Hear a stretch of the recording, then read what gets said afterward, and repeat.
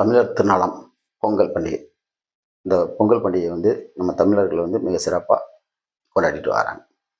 இந்த பொங்கலுக்கு தமிழக அரசு வந்து முதல்ல 2009ஆம் ஆண்டு ஒரு பொங்கல் தொகுப்புன்னு நம்ம அந்த பொங்கலுக்கு தேவையான சில பொருட்களை கொடுத்தாங்க. இதை வந்து மக்கள் வந்து ரொம்ப மகிழ்ச்சியாக ஏற்றுக்கிட்டாங்க. அந்த பொங்கல் சில கஷ்டப்படுற குடும்பங்கள் வந்து அது வந்து அவங்களுக்கு வந்து அந்த ஒரு உதவியாக இருந்துச்சு. அதன் பிறகு பொங்கல் பரிசு தொகைன்னு ஒன்று கொடுத்தாங்க. பொங்கல் பரிசு தொகை என்னென்னா ஒரு ரூபா மேலே கொடுத்தாங்க. ரூபா 2000 2500 வரை கொடுத்துட்டு இருந்தாங்க. அதற்கப்புறம் இந்த திமுக அரசு ஸ்டாலின் அவர்கள் ஆட்சிக்கு வந்ததுக்கப்புறம் ரூபா கொடுத்துட்டு இருந்தாங்க. போன வருடம் வந்து ரூபா எப்படி கொடுத்தாங்கன்னா சில நிபந்தனைகளுக்கு உட்பட்டு ரூபா கொடுத்தாங்க. இதனால் வந்து ஒரு 60% குடும்ப அட்டைதாரர்களுக்கு வந்து அது வந்து கிடைக்காம போயிடுச்சு. ரூபா கொடுத்தாங்க. இந்த வருடமும் பொங்கலுக்கு ஒரு ரூபா இந்த அரசு கொடுக்கும்.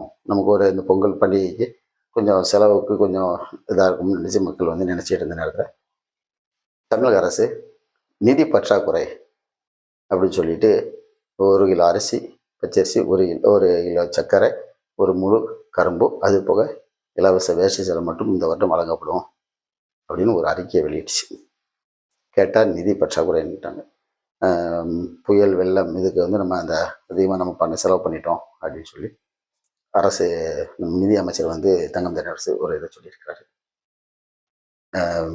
ஆனால் இந்த மக்களுக்கு இவங்களுக்கு ஒரு பொங்கல் பரிசு தொகை கொடுக்க முடியாத இந்த அரசு ஊழியர்களுக்கு 163.81 கோடி ரூபாயை கொடுத்துருக்கு.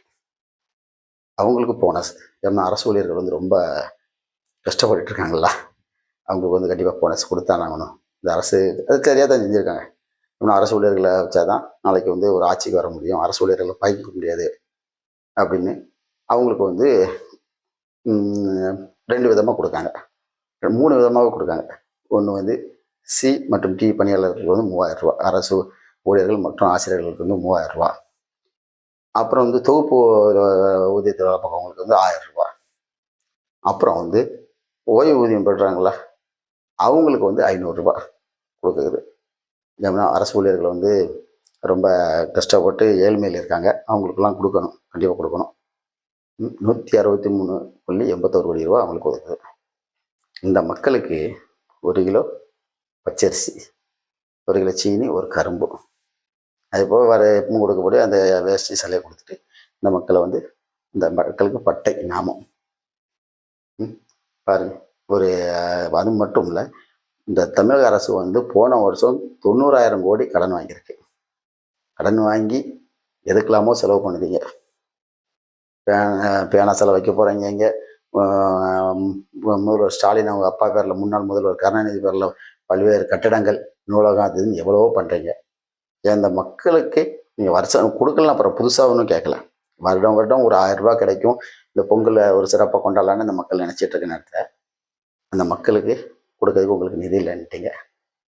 ஏமா இந்த மக்களுக்கு தான் கொடுக்காட்டிலும் ஒரு ஒரு மாதம் 2 மாதம் பேசுவாங்க, அப்புறம் மறந்துடுவாங்க. தேர்தல் நேரத்தில் ஒரு 200 ரூபா 500 ரூபா கொடுத்தா போதும் அப்படின்னு நினச்சிக்கிட்டு இந்த அரசு இந்த மக்களை வஞ்சிக்குது. அரசு ஊழியர்களுக்கு கொடுக்க மனம் வருகின்ற இந்த திமுகவின் ஸ்டாலின் அரசு மக்களுக்கு கொடுப்பதற்கு மனம் வரவில்லை. இந்த அரசினுடைய நடவடிக்கைகள் வந்து ரொம்ப மோசமாக போயிட்டுருக்கு. மக்களுக்கு உண்டான எந்த இதுவும் கிடையாது. ஒரு சட்டம் ஒழுங்கு இது கிடையாது, மக்களுக்கு பாதுகாப்பு கிடையாது, பெண்களுக்கு பாதுகாப்பு கிடையாது. இப்போ பொங்கல் பரிசு தொகையும் கிடையாது. அப்படி விடியல் ஆட்சி என்று கூறிக்கொண்டு ஒரு விடியா ஆட்சியாக இந்த ஆட்சி நடந்து கொண்டிருக்கிறது. மக்களுக்கு எப்போது விடிவு காலம் பிறக்கும் என்பதை நாம் பொறுத்திருந்து பார்ப்போம். நன்றி.